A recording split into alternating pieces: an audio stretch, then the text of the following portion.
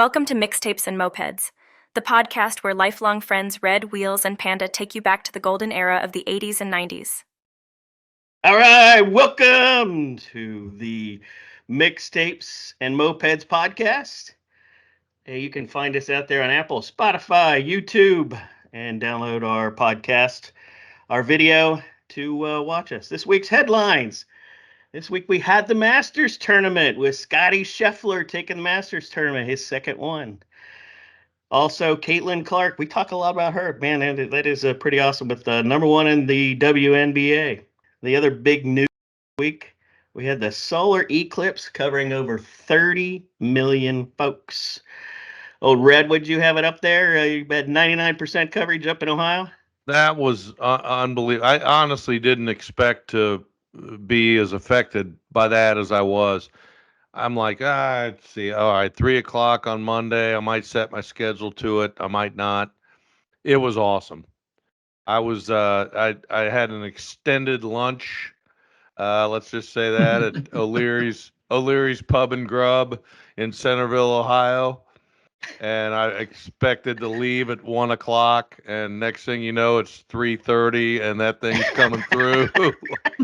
And it was awesome. I mean, I kept walking out every 15 minutes with the little goggles that somebody gave me at the bar. And because you came prepared, right? Yeah, well, I didn't come prepared whatsoever. But no, it was beyond what I thought it was going to be.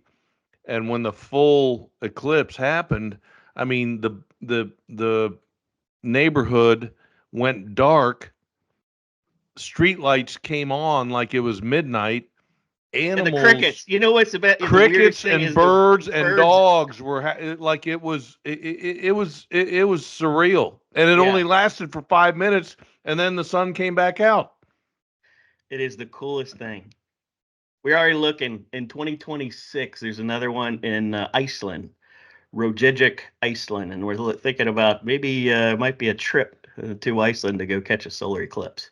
I ain't gonna live. They said the next one here is gonna be 100 years. There's a part of me that says I ain't gonna make it.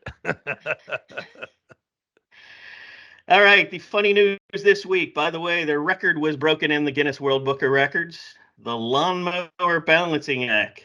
An Idaho man set the new record by balancing a lawnmower on his chin for about 9 minutes.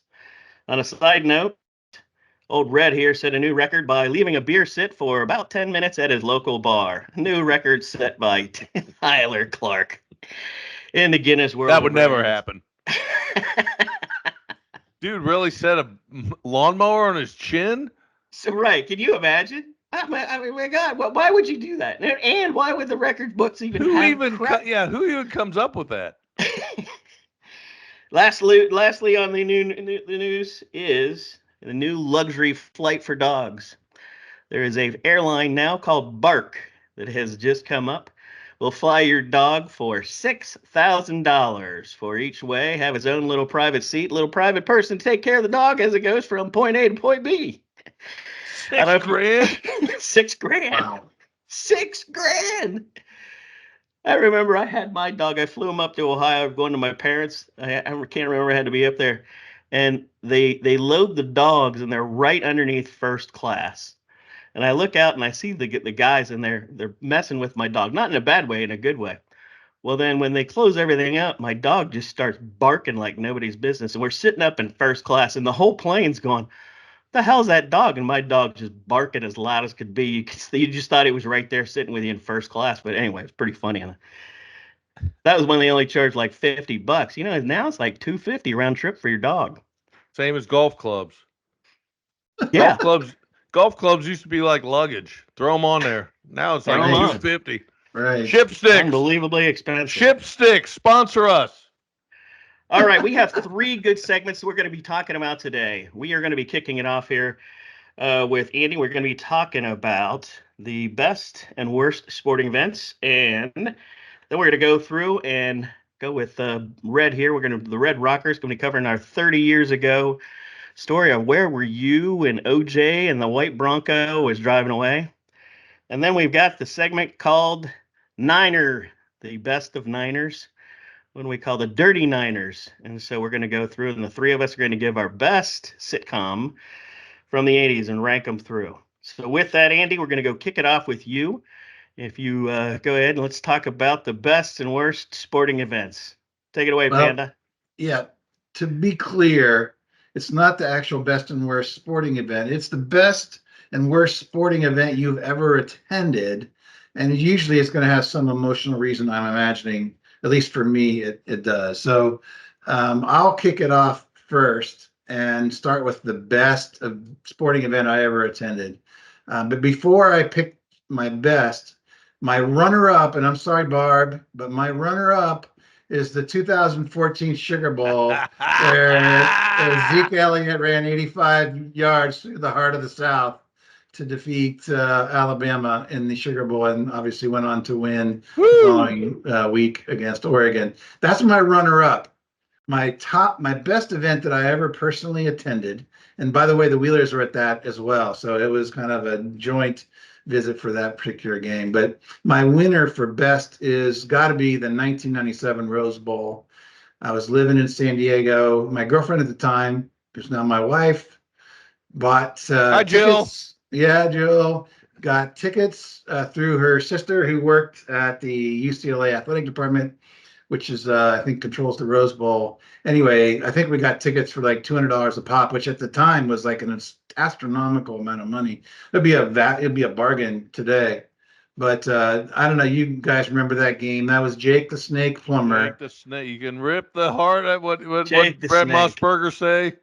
You can Yeah, tear the God, head that was a off great game. snake, but that was a great game. It was a back and forth game, not a high scoring game, but Arizona State was up. Ohio State got the ball with like 2 minutes left, and Joe Germain took them down the field and threw a touchdown to David Boston with like 30, 40 seconds left. yes. Jake the Snake had one last chance to drive them down, but could not get down the field in time, and the Buckeyes win by a field goal or something. So that was my best game that I've ever seen. And just, kind of side note, because Ohio State at the time had been notorious for losing every big game they ever played in, I grew a goatee for that game. And since they won, I have ever since that day had a goatee at the very least. Now I have a full beard, but always have had facial hair from that day, including my wedding. I wore a goatee. Reason for that. That explains a lot. Yep, I've never taken it off, and my kids have never seen me without facial hair. So I've been told that I have to give a lot of warning if I ever decide to take it off. So have they requested it? they kind of would like to see it, I think, but then again, no, probably. For me, my worst event that I ever attended, and there are many, many runners up that I won't get into, but was just a few years ago down here in Atlanta, Chick-fil-A Bowl, Ohio State versus UGA. UGA is obviously defending champs, and that game is the best game that I ever saw, but the worst in terms of just the pure, just That was ripped my one guts heck out. of a football game. It was That was a great hell of game. a football. A great game. And we were in the end zone ready to, literally that ball, I'm ready to catch the ball right between the two field goals. I'm looking it up, and you just see that snap. You're going, oh God, here we go. Right as New Year's is, striking. Right. Yeah. Right. Exactly. The clock struck midnight. Cinderella, Pumpkin, whatever came out, and the guy missed a field goal, lost 42-41. Had all three of my boys there.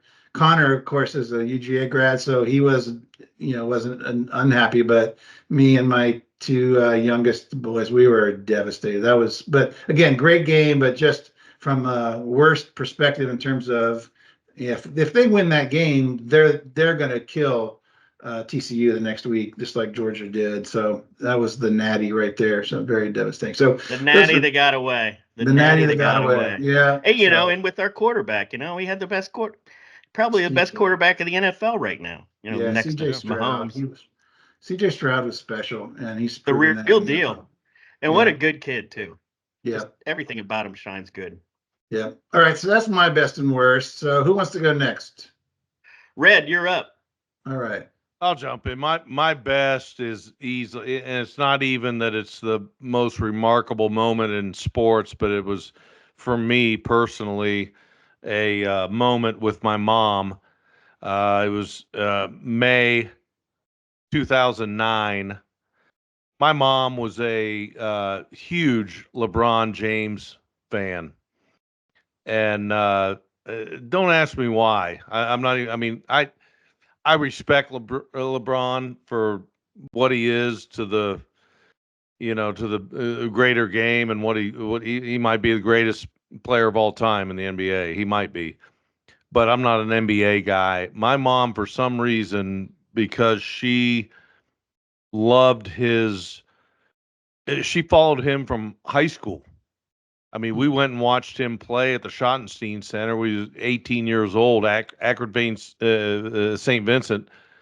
Um, Obviously, he didn't go to college, and she followed him from high school on up. My mom did. And so, anyways, in '09, it was May of '09, and I was able to get tickets to the Eastern Conference Finals. He was playing for the Cavs at the time, and they were playing Orlando. You know where I'm going with this.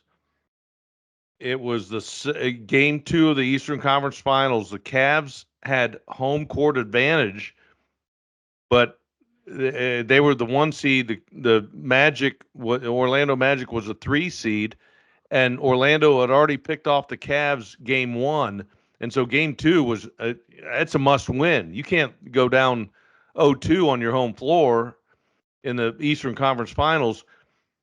Great game, back and forth, back and forth, back and forth. I got my mom there in great seats that I way overpaid for, but never regretted. And it was the shot. I mean, if you go to YouTube right now and type in LeBron James, the shot, you're going to get May of '09, game 2, Eastern Conference Final. And if you don't remember it, there were 2 seconds left in the game. The Cavs inbounds, and LeBron hit the shot from 4 steps beyond the 3-point line over an outstretched big boy. I can't remember the big kid from Yugoslavian kid from that played for Orlando at the time, had his hand in his face. I mean, it was a miracle shot that went down to win the game, and that well, they call it at the time, I can't remember, it wasn't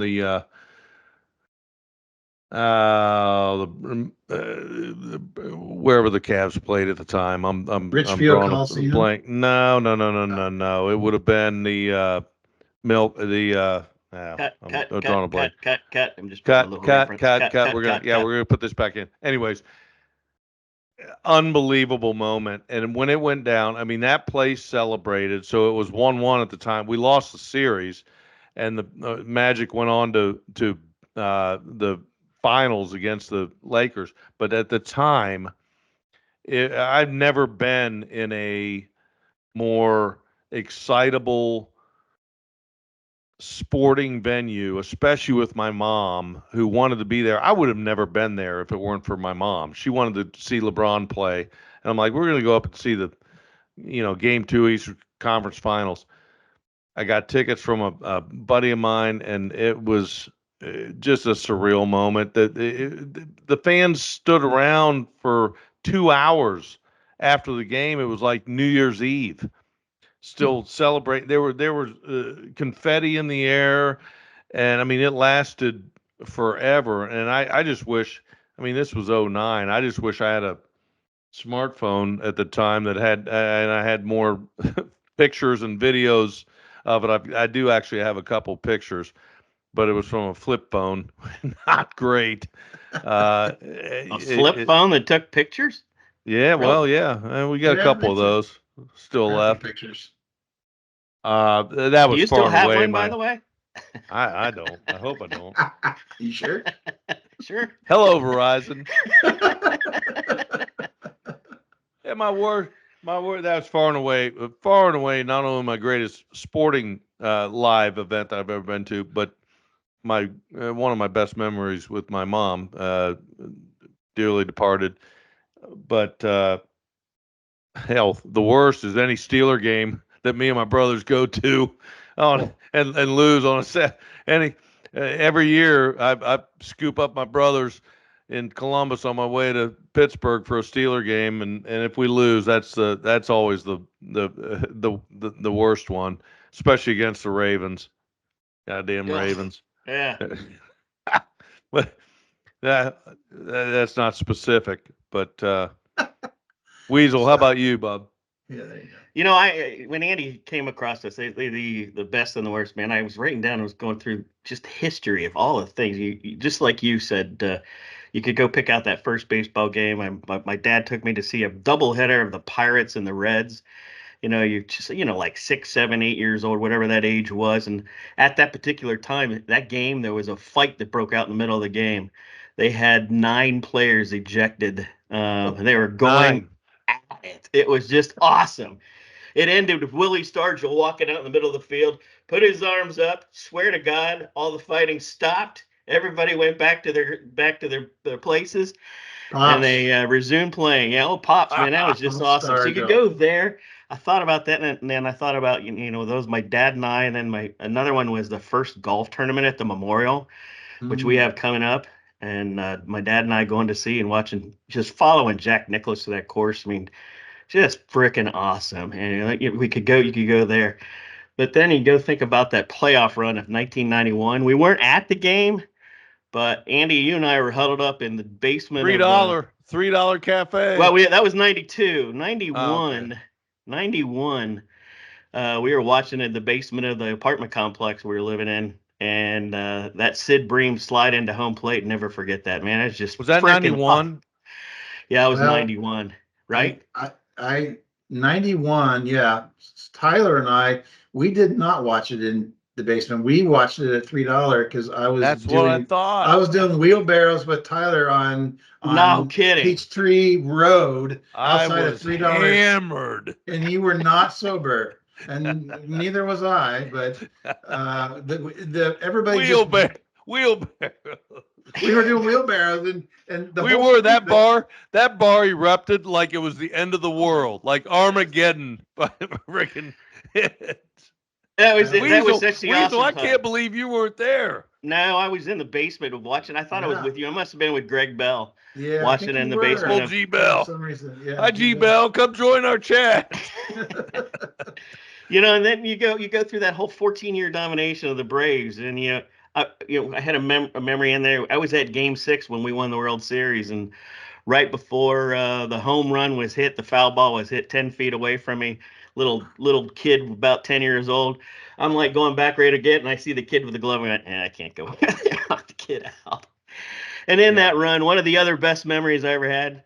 I don't know, Panda, if you were at the game, but I know Red and I were at the game, and we probably had about 5 or 6 of us at this game. And the game was way out of hand. Either we were losing, but we had a few popsicles at that time, or soda pops at that time. And old Red here has the entire section singing, "We are the Flintstones." Flintstones, meet the Flintstones, we're the family. Not just a few, not just like 10 people. This was 250 people singing the Flintstone song, and everybody was going crazy with us, and it was a blowout game, but it was just freaking awesome. And Tyler, wouldn't give it up, singing those. And of course, we can't pass on the Fab Five and seeing all that going on in Rupp Arena. I mean, that was one of the best weekends of our lives. All 3 of us. That was the greatest road trip of all time. Next time we'll dive into the greatest road trips of all time. That was not the greatest game of all time because we lost some other parts of it. But holy God Almighty, was that a road trip? Oh, was that a road trip? Woo! All right, we saw the shot. We saw the damn Leitner shot in a bar in Lexington. Yeah. And we weren't even involved, but we were involved. then we move on to the Olympics, and man, I had the absolute best time of the Olympics. We never bought tickets ahead of time. I scalped to 16 different events all over the crazy place. Wow. It was just awesome. I had row 10 tickets. Which Olympics? 96 Atlanta. Wow. 96 Atlanta The Olympics. bomb. The goofy bastard that Yeah, I wasn't there that night. That guilty, was the but one night. Yeah, I was at a client site for that one. Thank goodness. Then I got to. There's another one in here. I got. Oh well, one of the other things, the Olympic tryouts. So me and my brother went to the Olympic tryouts, and it was kind of like general admission. And I we sat in a section, and like there was two guys, and the whole section was empty, and I mean like 20 or 30 rows. And I'm looking at my brother, and I'm like, what? What the heck? I mean, the place was packed, packed, packed, but about 20 or 30 rows. And we look over, and well, the has Tourette's. So he's sitting in the audience going, and he's just screaming. cut. Cut. And he's just screaming everything. So I'm looking over and going, well, at least we got our own seats here. All we got to do is just we got a good audience. So that was one of those. Edit. Anyway, I don't want to make fun of something, but it was kind of fun watching it. So then I gotta move on. Panda and I went to Ohio State OU Bobcats, and so Tyler and I are OU Bobcats, and Andy and I, it was right in got to witness one of the funniest things, and we really didn't know what was going on until we kind of had to read about it, but it was also so we're sitting there, and this is pregame stuff. We're there early. They're great tickets, and we look down, and the Bobcat mascot is they kind of mess around. They're mascots. Well, the Bobcat mascot goes over to the Buckeye and just starts beating the living hell out of him. You guys were there for that? Yeah, we were.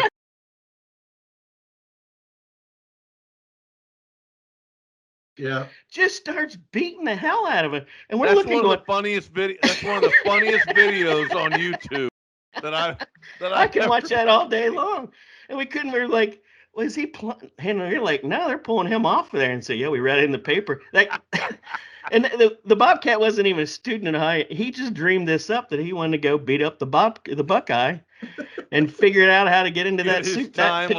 Get his. Yeah. So, I go, that was crazy. funny. That's hilarious. And Pan and I is another one. We went out and we went to see Notre Dame, Ohio State out at the Fiesta Bowl. That was one heck of a fun time.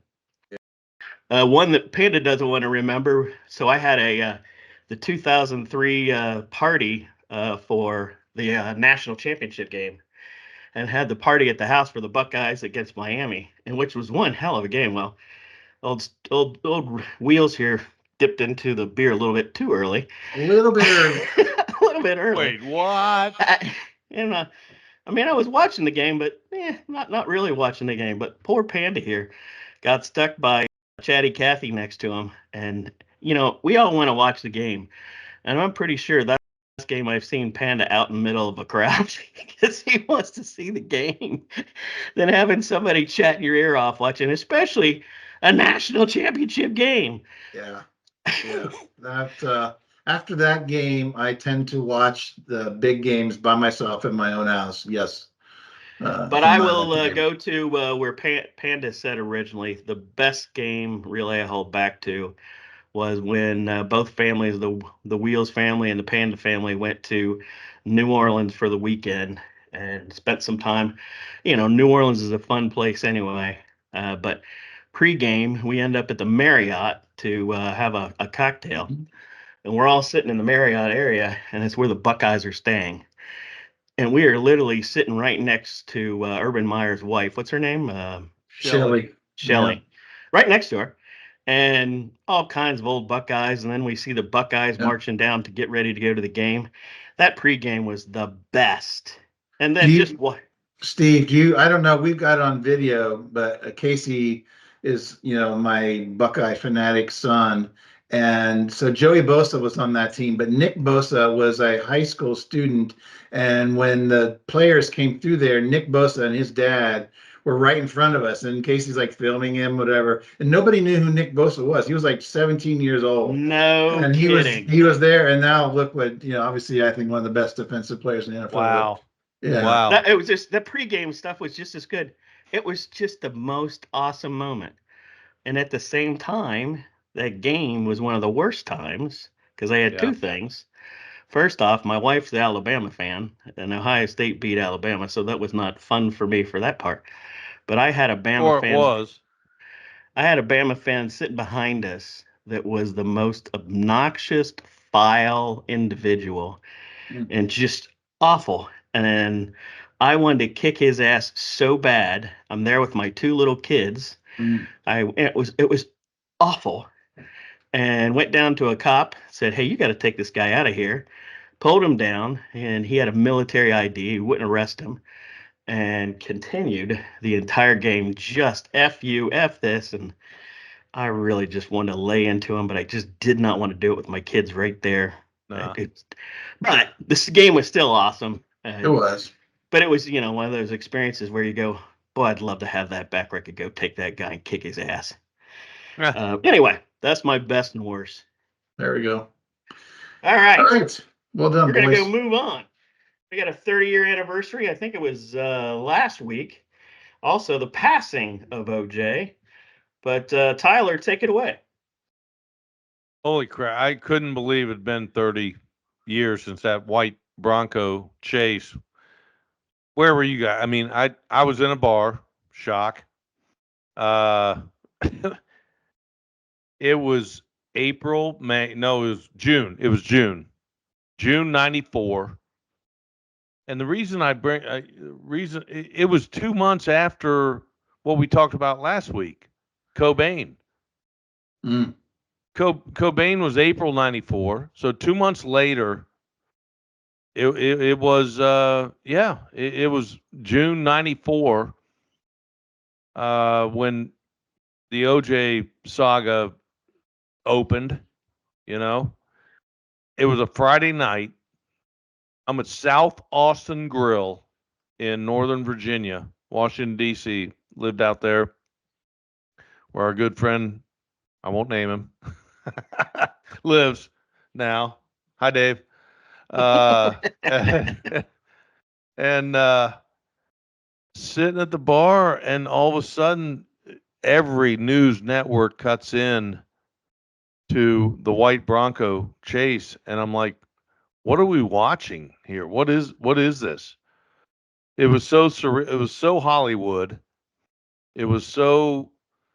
If you thought it was a production, you could go and say, "I'm thinking I'm watching a movie," and you they're can't like, believe "Okay, it. OJ's ex-wife and boyfriend or friend are dead, and OJ's in the back of a Bronco with his best buddy driving down the 410 in Hollywood with the cops blocking everything away. There's no car the cops. on that There highway. were 5,000 cops chasing, and they said he had a gun. They said he has a gun. He's in the back seat. You just kept waiting. I mean, for hours. You just kept waiting. I thought it was the Blues Brothers moving with all the cops, just everybody waiting for all the car wrecks to happen. It was so surreal. It was so. I was 26 years old at the time. I'm like, I'm watching a movie. I'm not even watching news anymore. I'm watching a movie, but it was so surreal, and it's very much like 9/11 in the sense of where were you when it happened? Where were you, Weasel? Similar. I go back and I can't remember exact place, but of course it was at a bar. And Sam Nagel, remember, old roommate friend. We were at that bar. Same story. You're looking up and going, "What the hell am I watching? What am I watching? This car going down the highway. They're stopping it."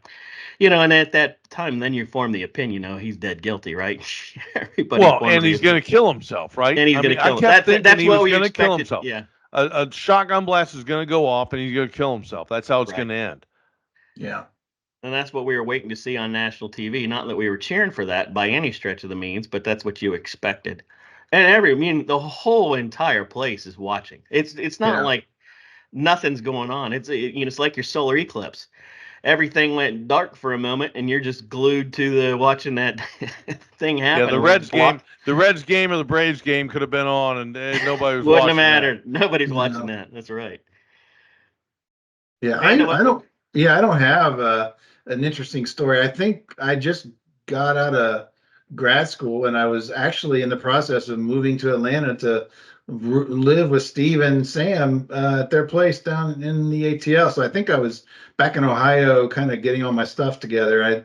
I believe I was just at my parents' house, and it was the same thing though. I mean, I couldn't turn it off. I just sat there and I just literally stared at the TV. I'm like, what is going on? I think I was watching, I don't know, like NBA finals or Yeah. Oh, they playoffs are cut going in. I on. just saw that this week. Interesting, you said that. They cut into the NBA finals like incessantly. They would never do that today. Never. No, because money, right? I mean, Yeah. if you're a network paying for the NBA finals, you're not going to have OJ's Bronco chase cut into your Right. NBA finals. So no, I saw that this week. That's funny you said that they did. They cut into it time and again. Yeah, but it was like literally you could just change the channel. It didn't even have to be a news channel. It was on. Everybody on every station up and down the news dial or the cable dial was watching this. And it was almost like my reaction was, this is fake. Somebody has put this is not real. This is a stunt. People at least initially there was like, rumors. They weren't sure what was going on. It's OJ, or we don't see OJ. He's got a gun, or we don't know. And it just felt, to me, it felt like artificial. And of course, it turned out to Like a be the real. Hollywood script. Yeah, it was just like exactly. It was like some bad movie that you would watch from Hollywood, but it turns out it was real, and the whole saga, that extended for the year or two after that through the trial was just crazy how that captivated the country. So very interesting time. Very, very, yep. All right. We're going to go into our next section. We call it the Dirty Niner. The Dirty Niner. We're going to kick it off with Andy. You're going to be the first. All we just need is one from you. You're going to be number one. Give me one, your top sitcom from the 1980s. Where's the rum? I don't know. We don't have any drums. Number one. Number one for me is between two. So Gotta pick one. Pick one. You'll come back around. You can go use your number two, but because pick one. I'm pretty sure Tyler's going to cover my one. So I'm going to go as my favorite sitcom of all time is MASH. Ah, yes. Right, yeah. That is just 121 million people watched the final episode. And it breaks the record. I think they still hold the record, right? 100. Well, that was only back when there's 6 channels. Yeah, 6. Well, I think they had introduced the MTV and ESPN by then, but there wasn't too many even on cable. Yeah, that was that, and you know what? Just well written. It's good. Yeah, that was the thing about that show. It wasn't a straight up comedy. There were serious themes that they brought in, but they had you laughing at these things. But they were making a point along the way. And there's a bunch of blood and gore and whatever that I don't like that stuff. But it really kind of, was the pinnacle for me because I laughed my butt off. I mean, it was Vietnam. It was Korea. serious. Korean stuff. War. Or Korea. Yeah. Yeah, they made something a very, very serious topic with very, very serious, medical stuff, and made humor out of it. And how about some of the great characters of all time in comedy? You had Jamie Farr as Klinger. You had Gary Berghoff. You had Radar. You had Hot Lips. And then Frank Burns, was crazy. And then of course the main characters, Alan Alda, Hawkeye, and BJ Honeycutt, who was not really original to the movie, but turned out to be important. And they were just phenomenal characters. And they could carry an episode. They could literally like, hey, this is going to be the radar show. This is going to be the hot lips show, whatever. And you just would have just as good a time. And it was always funny. And then who was the old guy? Harry Potter. Yeah, Harry Potter. Yeah, not Harry Potter. Was it? Not Harry Potter. It was Potter was the last name. Yeah, it was though. Colonel Potter. Colonel Potter. It wasn't. I'm pretty sure it wasn't Harry Potter. Well, what was his name though? Colonel. I don't know. I don't know. Yeah. Anyway, he was just a good. He played the straight guy well. I remember. I mean, being a kid and bawling my eyes out. Not trying to bawl as being a kid, trying to be a man. When they wrote off McLean Stevenson as the commander. Yeah. When Radar came into the room and made the announcement, his plane went down. Man, I mean, I had tears busting down my cheeks. That was a show as a kid. No matter wherever you were on that day of the week, whenever it was scheduled, you're in front of the TV watching the MASH episode. 110%. Yep, great pick. That is definitely, without question, one of the best number ones. Yeah. And we're going to hand it over to Tyler for number 2. What is the number 2 top sitcom in the Dirty Niner? It's not number 2. It's number 1. It's been number 1. There is only one number 1. When you say 80 sitcoms, it's Cheers. It begins. I know. I got you. It begins and it ends with Cheers. There is no collection of characters, actors, situation more grandiose than Cheers. And I remember. When which we got character are you? Hi, Norm. Norm. Norm. Hey, Norm. Norm. Norm, what do you say to a cold one? Good night, Vera.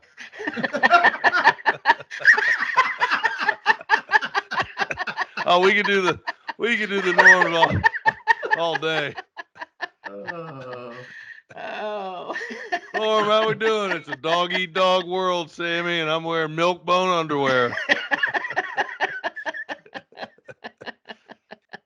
Oh, God, love Norm. Man. I mean, think about that. I remember hearing people say that Seinfeld, which was such a great sitcom a decade later, was successful because it was about nothing. It wasn't about anything. There were no situations. There was no plot, right?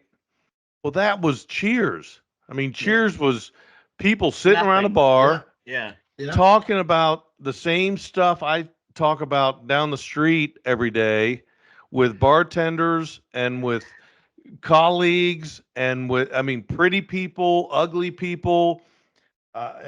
Postmen, accountants, attorneys. Are you saying we should have named this podcast Cheers and Seinfeld?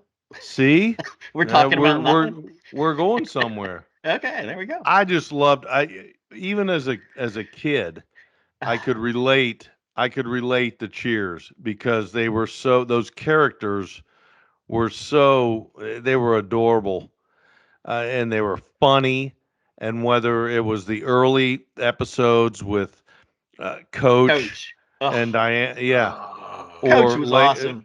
Coach and Diane, or when they later with Woody. And Rebecca, she was hot. Which of us in high school didn't want, Rebecca was a bomb.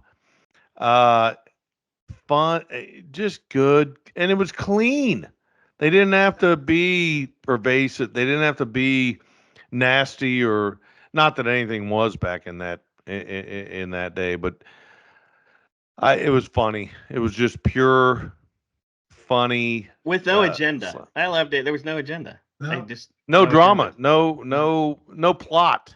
No plot. You never came into a 30-minute episode of Cheers expecting to see somebody kill someone or deceive somebody. It was all slapstick humor. Okay, What do you got? I'm up. Number 3 on the Dirty Niner list. I I have trouble with this one, but I gotta go with Married with Children. That's Man, mine. I That just would be Oh, mine. it's a Married. good one. How did I miss that one? Yes. Oh That man, is Al Bundy and the Al group there. Bundy. It was God. so Was that incorrect. 80s? Yes. Yeah. Fox, I Yeah. mean that and the Simpsons were the two, that and the Living Color, man, and that show was Well, those were the that was 90s, but Married with Children started in the 80s. Yeah, I used to we could watch Yeah. that and started out in Absolutely. college. Yeah, man. But those early episodes too. I mean, it zero budget. It was made with nothing. right. Nothing. And he was And hilarious. they all just absolutely what's her name? The girl, the Christine dog, Applegate. Christina Applegate. You know, those A early little hot. episodes. Yeah, when A she was little hot. when she was 16, was she hot? All right, let's progress. And Steve, the next door neighbor, Steve and Marcy. Oh Yeah. gosh, adding that into there too. Al Bundy was a great character. He He was was. Archie Bunker. He The was modern Archie day Bunker Archie Bunker. of the 90s. Yeah, yeah. 80s. Yes, he was. Yes. That is a great. I hadn't really considered that. And Al's wife, I forget even the character's name, but Peggy. she, Peg. Yeah. she played off well, played off of him well. Yeah, there was fewer like great characters. Like Cheers, I thought had an ensemble. There was a little tighter there. It's just like sitting on their living room couch. But man, Al Bundy was just royalty, comic royalty in my book. I'm just laughing. Good way of putting it. Good way of putting it. All right, we're gonna roll into number 4 in the All Dirty right. Niner list. Panda, what do you have? Go. Alf. Oh, I was love looking Alf. at that one. I'm going, Friggin' if I say Alf, Brett is gonna like wipe me across the No, board. not at all. Having a Oh. puppet on the top I of the list. know. It was, It was funny shit stuff. yes, It yes. it was. I mean, who would have told me that a puppet with a I family? think It was fun. whoever It was. created that TED show with the teddy bear had to be watching Ralph on Oh steroids. yeah. Oh no doubt. Right. No Watching, doubt. popping some mushrooms, eating some magic mushrooms. You know, that absolutely. That was just laugh out loud funny stuff.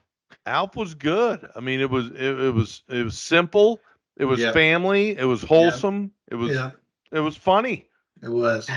Yeah, Great that was pick. absolutely good pick there, Panda. All right, now we're up to number 5. Red, what is number 5 on the Niner list? I'm gonna go different strokes. Wow. Different Okay. strokes. It was cultural. It Mhm. was What was his what line? what you talking about, Willis? What you Yeah. talking about, Willis? What you talking about? It was a broken marriage. It was a single dad. I mean, it was a lot of different things that weren't popular or normal or certainly celebrated in the 80s. Single dad. He might have been wealthy. He obviously was, but raising adopted kids and housekeeper. I mean, a lot of stuff going on there that was not That was a great normal show. I in that the was 80s, definitely and it was one funny. on the list. It was funny. Yeah. It was funny. I always caught that show. Yep. That was definitely on the much watched list. All right, Yep. good one. All right, number 6 in the Dirty Dozen. This is really getting tough for me because I got 2 in here I really, really, really like. I'm gonna go with Night Court. I absolutely loved Night Court. That was just the Judge Harry, right? Dark. Judge Harry, and Very dark, but very funny. they were just. It was a good cast, right? John Larroquette, right? Yeah. Moose and God, yeah. What was his name? John what? John Larroquette was the John Larroquette, yeah. He was the judge. They're trying to make a second run of it again. I don't know if you've seen it. It's bad. It's Yeah, bad. I'm not shocked. I'm not at all shocked by that. Oh, terrible. But that old one, I just that was definitely a must see for me, and a lot of good actors came in on that as well, and and you could have court cases. It's a different plot every night, every time they're coming around. All right, Panda, All right. Dirty Niner number 7. This is cheating a little, but not really. And there's some others that I liked, like Family Ties and whatnot. But this one for some reason, really liked. And it started in '89. So technically gets in under the gun. I think it really drifted into the '90s. But since it started in '89, I'm going to include it. And that's Coach. I love that show. I did love that Oh. show. I love it. Craig T. Nelson, right? Yes. Yes. That's just that I never see that on reruns. I can never find it. It used to be on all the time. I don't either. I love that show. Yes. I would watch it. Oh, and his what was the assistant coach's name? Oh, the simple bastard. He kind of he just Jerry kind of Van wandered Dyke, right? into the room. Yeah, Jerry was the older guy. Then he had the blonde, like real simpleton coach, the tall guy. Yeah. I know sports themed. I was a sucker for anything related to sports, and they were fun. Craig T. Nelson was he was genius. Even he had some great movies in the last 20 years. Yeah. But yeah, I mean, I get stuck with that one with the married and you're up next with number 8 in the Dirty Niner list. What's your sitcom from the 80s? I am. Yep. Dukes of freaking Hazzard. Oh. I know it was Hillbilly. I know. Are you gonna say it's an 80? I looked at it today. It started in '79 and went to mid 80s. I know it was simple. I know it was Hillbilly, but it was funny. It was funny. You talk about characters. I mean, you had the boys you're rooting for, Bo and Luke. You had the sexy sister. You had the degenerate freaking town drunk. You had everything, and it didn't have to be a whole lot of plot. The only plot was they were running moonshine, for God's sake. I'm surprised, Steve, you didn't pick this, because Steve took the Daisy Dukes, and he had his own pair of Daisy Dukes that he used to wear. Yes, he did. With work boots. He wore them with work boots. I tell you what, we used to have the pig roast at my house, and we had the hot dog. And you had your Daisy Dukes on with your up. One of the funniest things I ever saw. I'll bet your homeowners association loved that. When Tyler walked out with my shorts on, he walks out to the party, walking around the party in the Daisy Dukes. Oh my God. Oh gosh, that was so funny. I was in tears. It's like Ric Flair always says, I might be the oldest ride in the park, but I still got the longest line to get in. Woo! Woo! That would not even shown up in a list I was thinking about. That's interesting. Good call. All right, last one, number 9. Number 9 for the round out the list. Now, I really wanted to put in The Cosby Show. I really wanted it because it was one of the best. One of the best. We know again, but that really was a good show. But I'm going to insert another one of the favorites. Kind of started in the 70s, rolled into the 80s. Taxi. I absolutely love Taxi. Back in the day.